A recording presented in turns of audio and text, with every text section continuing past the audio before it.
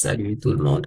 Alors aujourd'hui, nous allons implémenter notre module MCP, le serveur qui va utiliser comme base de données Elasticsearch Vector Store. MCP, si vous voulez, c'est comme un gateway qui permet à un LLM d'accéder à plusieurs sources de données. Mais encore plus, il permet de contextualiser.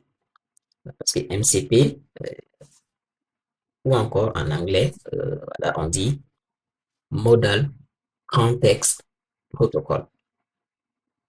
Voilà, donc, avec MCP, vous pouvez ainsi avoir votre LLM et contextualiser, faire en sorte qu'il recherche selon un contexte ou plusieurs contextes. Voilà. Mais encore plus, il pourra accéder à plusieurs sources de données. Et c'est là encore, on parle de RAG. RAG pour Retrieval Augmented Generation. En fait, la notion de RAG, c'est quoi? Quand vous prenez un LLM, le modèle a été entraîné sur des données. Donc, c'est bien défini. Il y a un périmètre de connaissance. Ça veut dire la base de connaissance est définie. Si vous avez imaginé, voilà, c'est un exemple que je donne, imaginez votre CV et vous voulez poser une question à un assistant IA et que l'assistant IA puisse donner une réponse. Par contre, l'information est dans votre CV. Donc, si vous posez la question à l'assistant IA, le LLM ne pourra pas donner de réponse puisque les informations sont dans votre CV. Vu que le modèle n'a pas été entraîné avec votre CV, il ne peut pas donner de réponse, en tout cas de bonnes réponses. Donc, c'est pour ça qu'on dit la notion de RAG, ça permet de dépasser les limites de connaissance des modèles. Donc, le RAG, vous pouvez le faire en utilisant du MCP, tout comme vous pouvez le faire sans utiliser MCP. Mais moi, j'ai voulu le faire avec le protocole MCP. Au niveau de MCP, vous avez des types de communication comme SSE. C'est ce que vous voyez ici, ce schéma. SSE, c'est encore Server Sent Event. Voilà. Sinon, vous pouvez avoir STD-IO, soit Standard In, Standard Out. Et nous, on va utiliser le mode de communication SSE. Je vais vous montrer un schéma global, voilà, de, comment on dit, voilà, de ce qui pourrait être voilà, une représentation avec des modules MCP. Donc là, vous avez un client MCP et vous avez 3 serveurs MCP. Et vous voyez que ces 3 serveurs MCP interagissent avec ce seul client. Donc, imaginez que vous avez votre chatbot ici.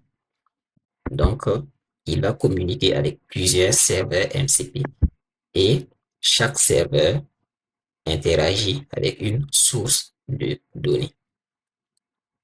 Voilà, donc ça, c'est une représentation un peu globale. Là, on va revenir. Je peux vous montrer voilà, un peu une représentation vraiment simpliste du mode de communication STD-IO. Donc, en fait, avec ce mode de communication, en réalité, au démarrage, le client MCP lance le processus serveur MCP.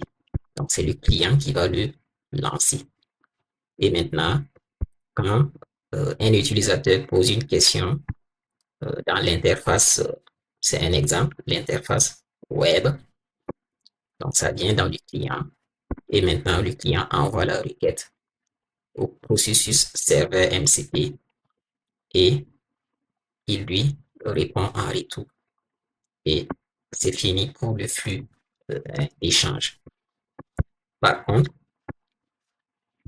ce que nous on va utiliser, c'est SSE Server Sent Events. Donc là, imaginez que le client, en fait, c'est un euh, module Spring AI. Et lui, c'est un module Spring AI aussi. Mais bon, un module MCP Server. Voilà, je pense que c'est mieux. Et lui, c'est un module client MCP. Voilà, donc, prenez ça ainsi. Donc, j'avais oublié de parler d'un autre détail vraiment important parce que MCP vous donne trois composants euh, essentiels, notamment les tools, les ressources, les prompts. Donc, les tools, imaginez un tool comme une fonction qui a pour but d'effectuer une tâche bien spécifique. Je donne un exemple. Je prends un tool et je lui donne les instructions où j'ai mis une requête. J'appelle voilà, peut-être une requête. Voilà, le tool, je l'ai nommé get user by ID. Donc, ça, c'est un tool. Je peux créer un autre tool et je lui dis, voilà, le tool, il s'appelle delete user by ID. Donc, ça, c'est des exemples. On verra tout ça concrètement. Vous pouvez avoir les ressources. Les ressources, ça peut être justement ces fonctions qui vont vous permettre d'accéder. Imaginez, vous avez des fichiers, vous avez des répertoires, où vous avez des fichiers, des images, je ne sais pas. Par contre, les ressources vont vous permettre d'accéder justement à ces éléments. Vous pouvez aussi avoir au niveau du MCP les prompts. Les prompts, c'est des suites d'instructions que l'on donne à un agent IA, à un modèle afin de faire les traitements. Et on va voir cela aussi. Donc, imaginez que dans votre serveur MCP, ici, vous avez des tools que vous avez créés. Donc, votre client MCP, quand vous le démarrez, dans ces configurations, quelque part, vous allez mettre les références à votre serveur MCP. Ce qui fait que le client, il va initialiser une requête. Le serveur va lui envoyer, par exemple, les informations des tools qu'il a et un identifiant.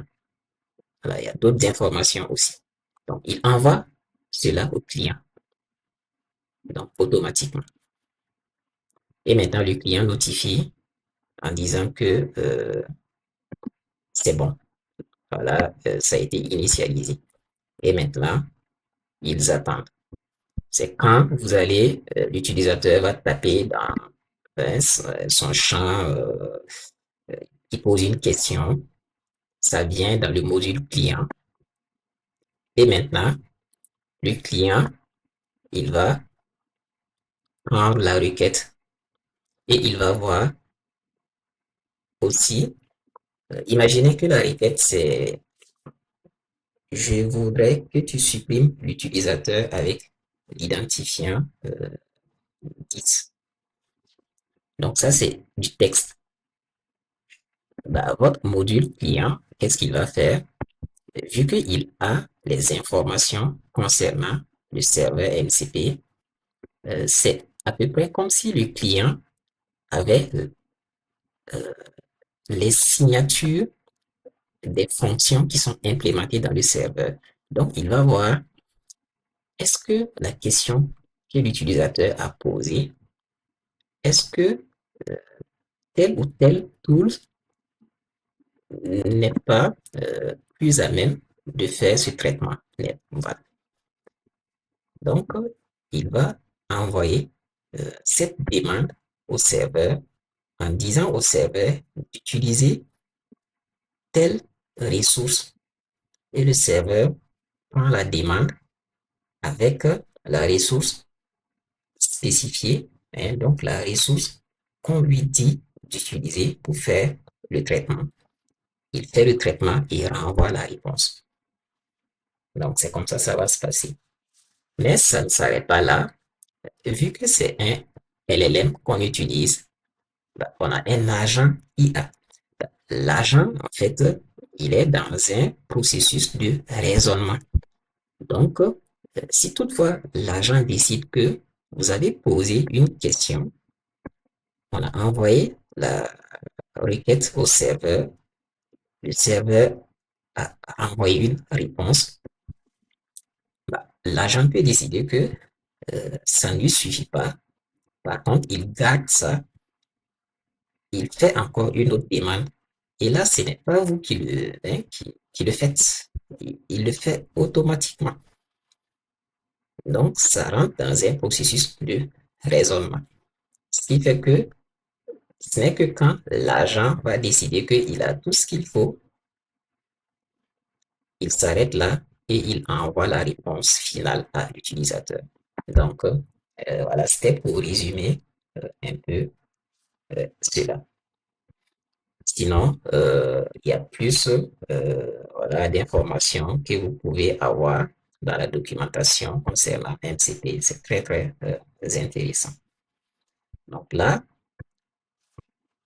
je crois que voilà, c'était pour parcourir un peu MCP. On va repartir sur notre module. Ce que je vais faire,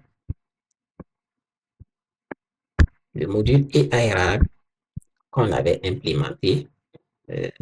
Ah non, voilà. Qu'est-ce que je raconte? Voilà, c'est ce que je vous disais. Ce module AI, ce n'est pas moi qui l'ai implémenté. Voilà, je vous avais dit, c'est un des développeurs de Alfresco qui l'a implémenté. Voilà, et on avait un peu parcouru cela. Mais j'avais omis de vous parler d'un dossier. Voilà, le dossier deployment ici. C'est lui qui contient les fichiers pour la configuration de Elasticsearch pour l'image Elasticsearch. Voilà, donc les configurations Docker. Donc, si on rentre dans Compose, c'est lui qui contient les éléments, les configurations Docker pour démarrer Elasticsearch. Donc, vous voyez au début, on a fait include pour appeler Elasticsearch, ensuite Olama, et maintenant, on a là le reste de la configuration. Donc, dans Elasticsearch, si vous partez, voilà ce que vous avez. Donc, c'est la configuration, l'image de Elasticsearch, la version qu'on va utiliser. Et là, si on vient dans Olama, voilà la configuration Docker. Donc, j'avais omis de vous parler de ce répertoire qui est très important. Et le Dockerfile, il est ici. Donc, n'oubliez pas, ce module, voilà, ce n'est pas moi qui l'ai développé, le AI RAG Framework. Ça a été développé et configuré par un des développeurs de Alfresco. Donc, ce qu'on va faire, on va démarrer Elasticsearch. Et pour faire ça, je vais l'arrêter et le redémarrer. Si vous voulez le démarrer, vous faites Docker Compose App et vous faites Enter. J'espère que voilà, donc bon, on va le laisser tourner et on va développer notre module MCP serveur. Pour cela, on va créer l'application Spring. Donc, moi, qu'est-ce que je fais? Je pars sur Spring Initializer pour créer mon application. Donc là, qu'est-ce que j'ai mis? Maven, type pour gérer la dépendance. Ça va être Maven, le langage Java, la version du Spring Boot et les autres informations, le groupe, package name, le packaging, jar, type de fichier de configuration YAML, la version du Java, c'est 21. Et la seule dépendance que j'ai mis ici, Spring Web. Mais c'est parce que j'ai préparé un POM XML. Donc, ne vous inquiétez pas, je vais copier et coller ce POM et je vais l'expliquer étape par étape. Tout comme le fichier de configuration, lui aussi. Donc, et vous faites générer. Ensuite, vous allez ouvrir avec, je sais pas, l'IDE que vous aimez utiliser. Donc, je vais mettre en pause et aller ouvrir euh, l'application. Voilà, si ce n'est déjà fait, parce que je crois que je l'avais créé. Voilà, c'est lui. Voilà, donc, à mon niveau, je l'avais déjà créé. Voilà, donc, voilà le POM, le fichier POM XML que j'ai copié et collé. Alors, on va parcourir cela ensemble et je vais expliquer les dépendances que j'ai utilisées. Donc, la version du Spring, c'est 3.4.7. Et là, la version du Java, 21. La version du Spring AI, 1.0.0. Je vous parlais des types de communication. Donc, vous pouvez utiliser STDIO, soit SSE. Mais nous, on va utiliser SSE. Donc, j'ai commenté cette dépendance. Puisque ça, si vous voulez utiliser STDIO, vous utilisez cette dépendance. Mais nous, on va utiliser SSE. Donc, on utilise cette dépendance. Et cette dépendance nous permet d'avoir un serveur MCP. C'est en fait cette dépendance qui va permettre d'exposer les informations sur les tools et d'autres composants, effectuer les échanges de communication avec d'autres modules, comme notre module MCP client qu'on va implémenter plus tard. Donc, grâce à ça, on a un serveur MCP qui utilise le mode de communication SSE. Ensuite, bon, ça c'est juste la dépendance qui va nous permettre de faire tourner un serveur Tomcat, ou bien si vous voulez utiliser les contrôleurs, REST controllers, les API REST, ainsi de suite, pour les requêtes-réponses. Donc, c'est la dépendance de Spring qui vous permet de faire tout cela. Là, cette dépendance, c'est pour interagir avec Olama, exploiter les modèles de Olama. Vu que moi, j'ai Olama en local, donc ça va me permettre d'accéder au modèle de Olama. En fait,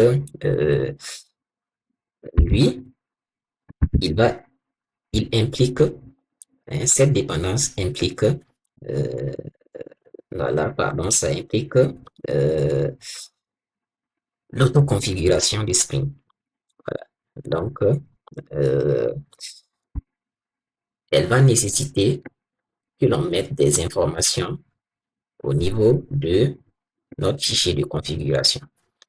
Parce que cette dépendance que vous voyez, elle a une autre version.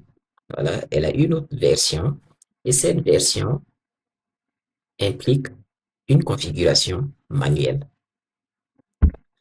Par contre, ce que vous voyez là, ça implique l'autoconfiguration. Et qu'est-ce qui va se passer? C'est Spring qui va gérer.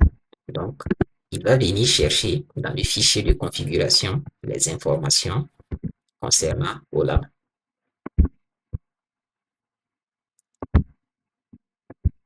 Donc là, on va passer à Elasticsearch Vector Store. Elasticsearch Vector Store, lui, ce que j'ai mis en commentaire, ça c'est quand vous voulez utiliser aussi l'auto-configuration. Donc, géré par Spring. Par contre, nous, on va utiliser la dépendance qui implique la configuration manuelle.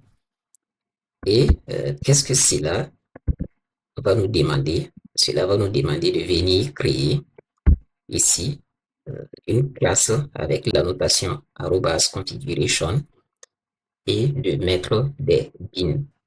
Voilà, donc ça va être une configuration manuelle. Là, c'est quand vous voulez faire du question answer en faisant de la recherche de similarité.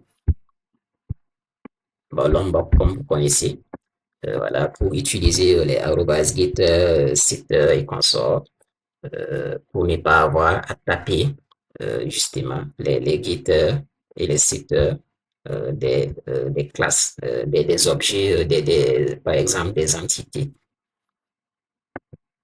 Ici, lui, c'est la dépendance qui vous permet de faire des tests au niveau du Spring. Voilà, ça vous donne la possibilité d'avoir les annotations comme mockbin, @mockbin, si je ne me trompe pas, soit Spring Boot Test, voilà, pour effectuer des tests unitaires. Ensuite, on a cette dépendance, ça c'est pour pouvoir utiliser des fonctions pour traiter des documents. Après, ce qu'on a le Spring AI Boom que vous voyez, lui, il faut le voir comme un orchestrateur qui est chargé, en fait, il centralise la gestion des versions. Si vous avez remarqué, les dépendances que j'ai ici, je n'ai pas mis de version. Je n'ai pas mis de balise de version. Donc, je n'ai pas mis, par exemple, ça. Voilà, et mettre, je sais pas, j'ai pas mis ça. Donc, c'est géré comment? C'est géré par celui-là. Donc, qu'est-ce qu'il va faire? Lui, vu que c'est lui qui gère, je vais faire CTRL-C, CTRL-F, et je remonte. Il va, pour chaque dépendance, il va lui assigner la version, voilà, adaptée en fonction des besoins de Spring AI version 1.0.0 pour qu'on n'ait pas de problème, par exemple des conflits ou bien du genre telle version n'est pas compatible avec Spring AI, puisqu'on utilise la version Spring AI 1.0.0. Donc, c'est ce à quoi lui, il va servir. Et voilà, c'est les éléments importants que je voulais vous expliquer. Donc, après le POM, on part dans le fichier de configuration. Là, j'ai mis le port sur lequel notre application va tourner, le nom de l'application Spring. Là, c'est quoi? C'est si vous voulez utiliser le mode de communication STDIO. Bon, on va pas freiner dessus vu que nous, on va pas l'utiliser. Par contre, ici, on a le nom de notre serveur MCP. Bon, j'ai décidé de le nommer ainsi. N'oubliez pas que vous pouvez avoir plusieurs serveurs MCP. Donc, plusieurs noms. Ce qui fait que lui, il s'appelle MCP Alfresco. Plus tard, on va créer un autre module MCP et on va lui donner un autre nom. Son type, c'est Async pour asynchrone. Ça peut être aussi synchrone. Request timeout pour définir le temps de traitement avant d'avoir un timeout. Là, ça va être l'adresse que notre module client MCP va utiliser pour les échanges, voilà, les communications entre les deux modules. Si vous voulez les endpoints, c'est ce qu'il va utiliser le client MCP. La configuration de Ollama, comme je vous disais, j'ai Ollama en local. Donc, l'adresse, ici, on met la température 0, c'est pour dire le plus proche. Quand il effectue un traitement, il faut imaginer, on a fait une requête. Donc, tu me retournes le plus pertinent, bon, le plus proche, en fait. Là, on a mis embedding Ollama et on a mis ce modèle. Souvenez-vous, je vous avais dit, pour la recherche de similarité, quand vous posez la question, donc, qu'est-ce qui va se passer? On va vectoriser votre question. Voilà, je vous donne un exemple. Ça va être quoi? Je reprends l'exemple. L'autre, bon, j'avais dit supprime l'utilisateur. Maintenant, prenons l'exemple. Je voudrais le CV dont le nom est. Donc, en réalité, quand le client MCP, lui, il reçoit cette phrase, c'est du texte, il va l'envoyer au module MCP Server qu'on est en train d'implémenter. Le module MCP Server, si toutefois vous avez implémenté un RAG qui fait de la recherche de similarité, il va prendre la phrase et vectoriser. Et grâce à quoi? Grâce à ce modèle. Et quand c'est vectorisé, il envoie dans la base de données pour chercher les vecteurs les plus proches. C'est pour cela qu'on dit recherche de similarité. Donc, c'est ce à quoi lui, il va servir. Là, en fait, bon, j'ai commenté, c'est les configs pour Vector Store, Elasticsearch. Ça, c'est quand vous avez utilisé la dépendance qui implique l'auto-configuration. Par contre, si c'est la configuration manuelle, comme notre cas, vous voyez que ici, il n'y a pas de référence à Elasticsearch Vector Store. Donc, on va définir à ce niveau. On va créer donc notre voilà notre configuration. Donc là, je vais mettre un package. Je vais appeler config et je vais revenir créer la classe. Je vais l'appeler comme config. On va définir.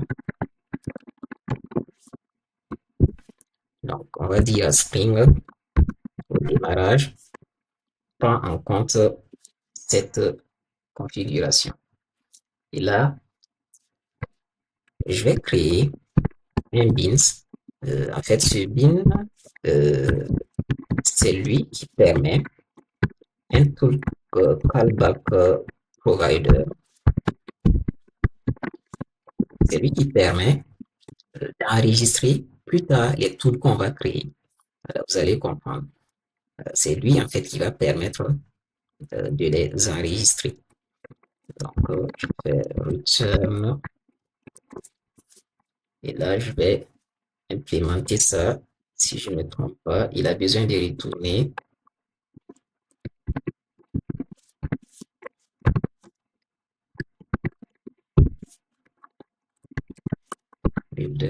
on a besoin de... Ici, en paramètre, vous allez lui passer les tools. Et c'est ce que je vais faire déjà. Je vais faire un package. Et je vais dire... Et là, je vais mettre la classe. Quel nom? Et disons...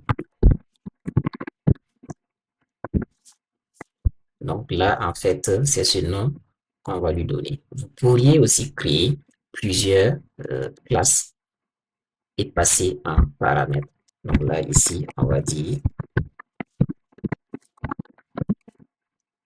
et on passe ici. Voilà, donc au démarrage, ça va permettre d'enregistrer notre classe qui va contenir les tools qu'on va créer. Et là, je vais maintenant la configuration pour Elasticsearch. Mais Elasticsearch aura besoin, puisque on va communiquer avec, donc on va définir un client.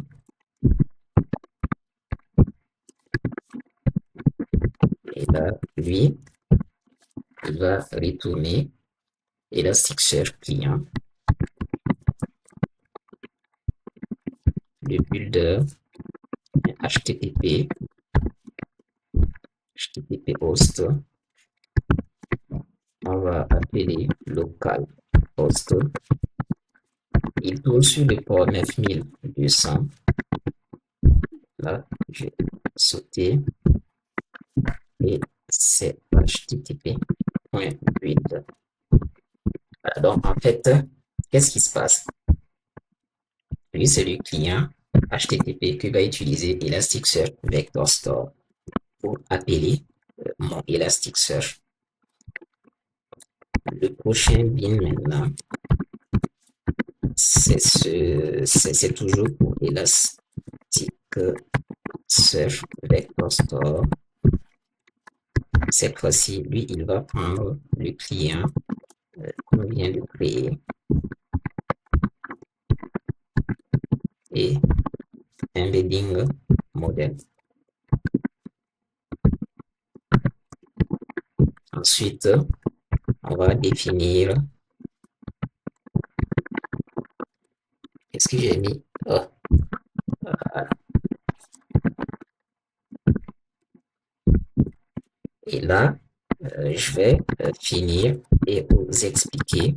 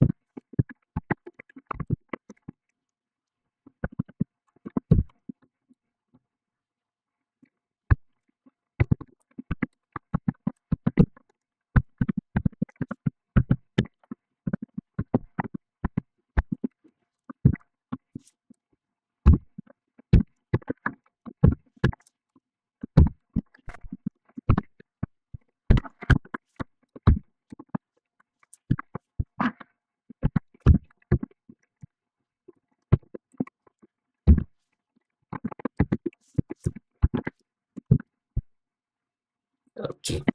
Donc là, je pense que c'est bon. Donc, ça, c'est notre configuration Elasticsearch. Donc, qu'est-ce qu'on a configuré? Index, ça, c'est l'index de notre, on va dire, voilà, qui fait référence à nos données. Voilà, parce que je voudrais vous représenter ça comme, imaginez, vous avez, et dans Postgre, voilà, plusieurs schémas. Donc, dans un schéma, vous pouvez avoir maintenant des tables. Donc, au niveau de notre Elasticsearch Vector Store, c'est ce que on aura. Lui, il va permettre de dire, d'aller chercher dans l'index qu'on a ici. Ensuite, vu que au niveau du Elasticsearch Vector Store, vous pouvez stocker. Imaginez quand vous stockez la donnée, mais quand vous avez vectorisé aussi, il va stocker à la fois la version en vecteur. Donc, imaginez lui comme le nom de la colonne qui fait référence au vecteur. Donc, imaginez que vous avez deux colonnes il y a une colonne qui contient le format texte et il y a l'autre colonne qui s'appelle embedding qui contient le format vectoriel. Alors, donc, c'est pour cela on dit ici où est-ce qu'il doit aller chercher le format vectoriel, voilà, quand il va faire ses traitements. Et là, on a défini pour la recherche de similarité, ça va être le plus proche la dimension. Et on retourne cela. Donc ça, c'est, vous voyez, notre configuration manuelle Elasticsearch. Donc, après ça, on va aller maintenant dans notre classe parade. On va juste implémenter, voilà, juste le début. Et plus tard, on va développer les règles dont on aura besoin. Voilà, donc là, qu'est-ce qu'on va faire? On va définir un logger. Si j'avais besoin de celui-là, logger factory.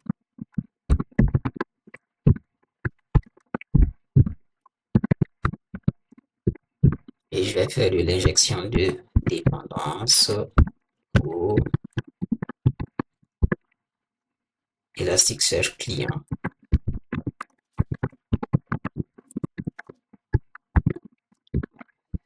Elasticsearch client. Il ne le trouve pas. Qu'est-ce que j'ai mis? Elastic.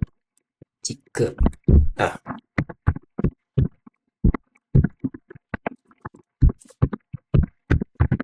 Et là, on va mettre.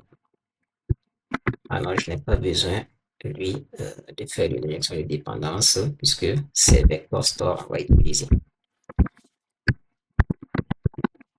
Vector store, vector store. Et on va mettre le constructeur pour que nous initialise dès le départ.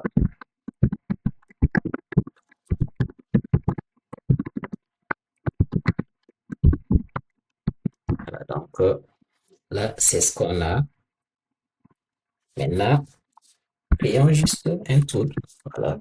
Et pour ce faire, vous mettez arrobas tool et tool, vous donnez un nom au tool. Imaginez, on va dire test, une description. Test. Et maintenant, on va dire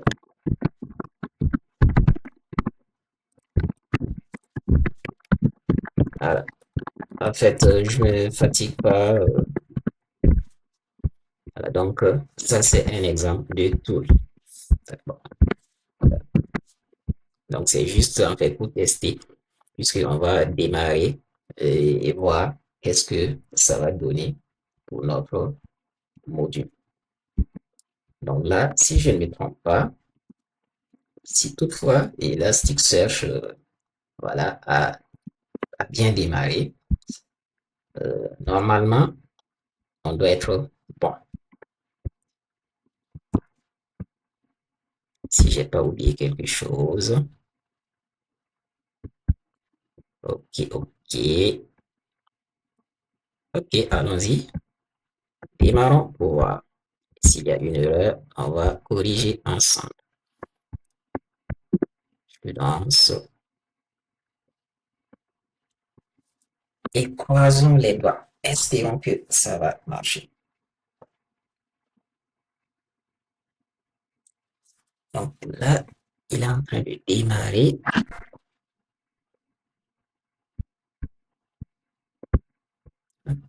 Je vais voir, est-ce que j'ai pas oublié quelque chose?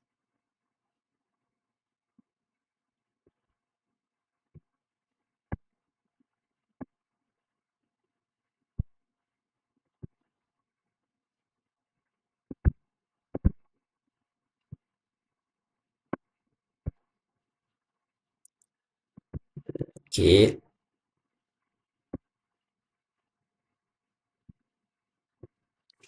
D'accord, ça tourne.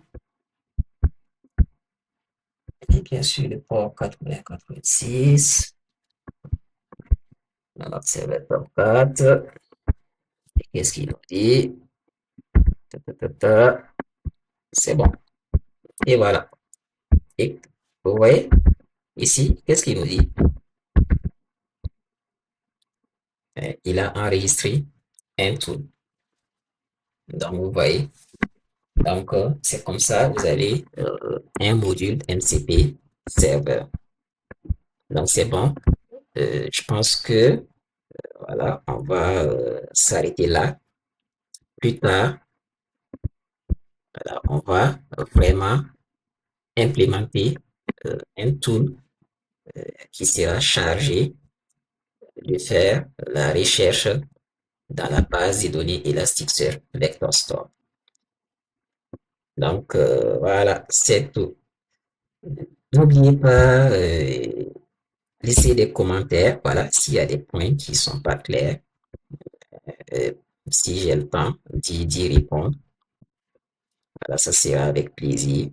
Et s'il y a des points aussi qui sont pas clairs, voilà, peut-être que j'ai sauté.